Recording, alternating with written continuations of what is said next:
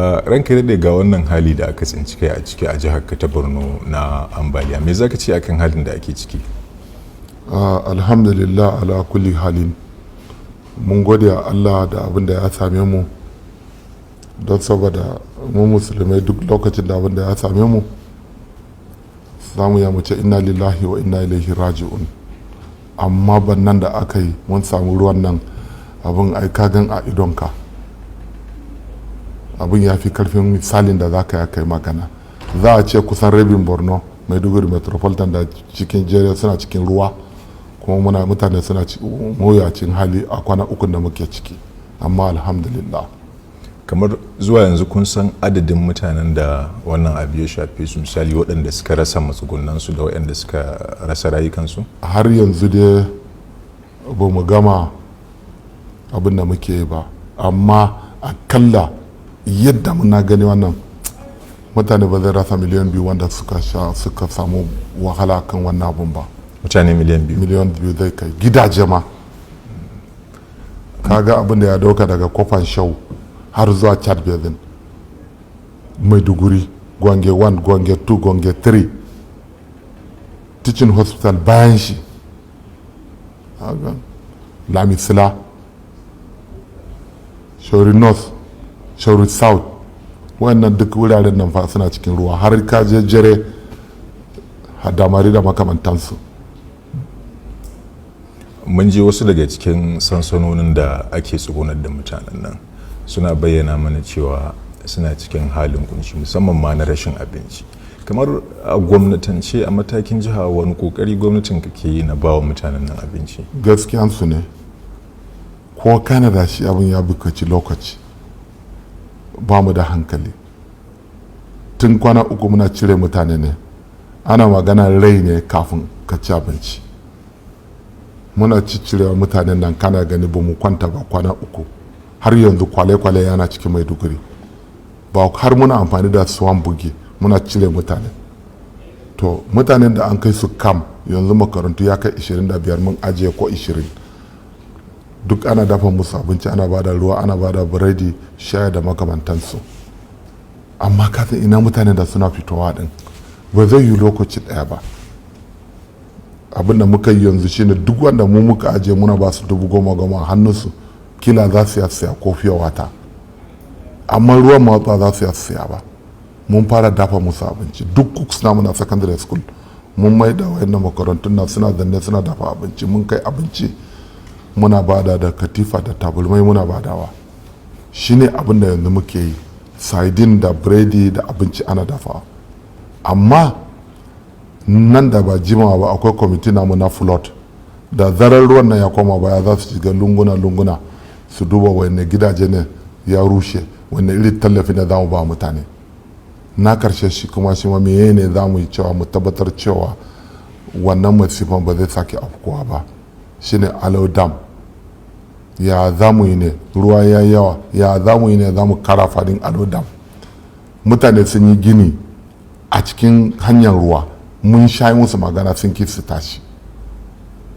Ya za mu yi ne, ga kasa ya cika cikin hanyar ruwa duka, dole ne sai mun yi dredging nashi. Babban aiki ne a gabanmu, amma insha Allah biiznillah Allah zai kawo mana sauki. Kamar zuwa yanzu an shaida maka zuwa lokacin da ake tunanin ruwan nan zai sirare ya fice?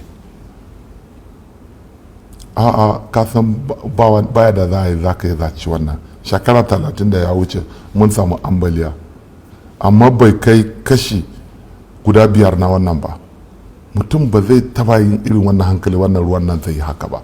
Amma dai muna da yakini cewa alodin dam din nan fa ya cika, amma baya da za a yi a cikin ruwan nan. Ga ruwan sama dare da rana ana yi, dare da rana ana ruwan sama, ba za ka zo kai wani abu a cikin dam din ba in ruwan bai sauka ba. Sai dan Allah ya sa ruwan ya rike, nan gaba za a tashi a sai akan wannan abu.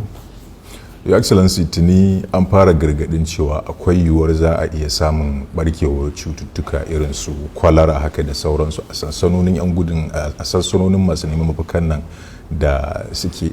Ka samu wannan gargadi? Haka yake. Jiya ma ministan health ya zo Professor Mohamed Ali Fateh ya zo da mutanen UNICEF da World Health Organization suna tattaunawa da mutanenmu na Ministry of Health. To insha Allah muna tashi muna ajiye asibitoci da kuma magunguna ana kawowa don saboda mu tabbatar cewa mun samu rigakafin magani wannan cututtuka da muna tsammani zai tashi. A matsayinka na gwamnan jihar Borno, ya kaji da mutanen da kake shugabanta suka tsinci kansu a wannan hali da suke ciki? Wato kamar yadda na fara magana na ce kalu inna lillahi wa inna ilaihi raji'un. Dama shi Allah ya kama ka masifa sai da hakuri ne. Ina ma al'usuru yusra, sai kai hakuri Allah zai kama ka sauki. Kuma masifa ba zai taba yiwuwa ba sai da izinin Allah. Abin na ji zafin shi sosai a cikin shekara na 6, shekara na 5 ba bacci na yi ba wani abu na yi ba. Yanzu ne yana gani Allah ya cire ma wannan masifan da muke ciki, muna samun sauki muna bacci, ga kuma wannan abin ya zo. Hakika abin bakin ciki ne, amma musulmai ne, duk abin da ya faru da mu dole za mu rigume kaddara, za mu yi hakuri don saboda mun yi hakuri Allah zai kawo mana sauki. Inna Allah ma sabirin. Sai dai nake so in yi magana akan wanda suka taimake mu. Sojoji sun yi mana kokari sosai tiyata commander GOC, manyan sojoji da duk suna cikin wannan masifa, suna diba mutane cikin kwana 3 nan. Kuma federal government vice president ya zo ya wakilci president, kuma sun fara kama na tallafi. Mun godiya mutane su yi hakuri. Ina kira mutane, musamman mutanen Borno, wannan abun babban abu ne. Ko da biredi da ya kana da shi, biskit da ya kake da shi, ka fita ka ba dan uwanka da yana hanya. Ko da muna da abinci, ba zai yi mutane miliyan 1 miliyan 2 mu ba su abinci a lokaci daya ba. Don saboda haka ina kira da mutane su tashi su tallafa mutane, akalla ko da biredi za su samu, ko da abinci su dafa, su cire wayannan mutanen nan. Kuma na sake kira federal government su tashi su taimake mu. Gwamnoni yan uwana suka dawo, masu hali musamman mutanen Borno, a tashi a zo a taimaka mutanen nan don saboda Allah ba mu sauki shi.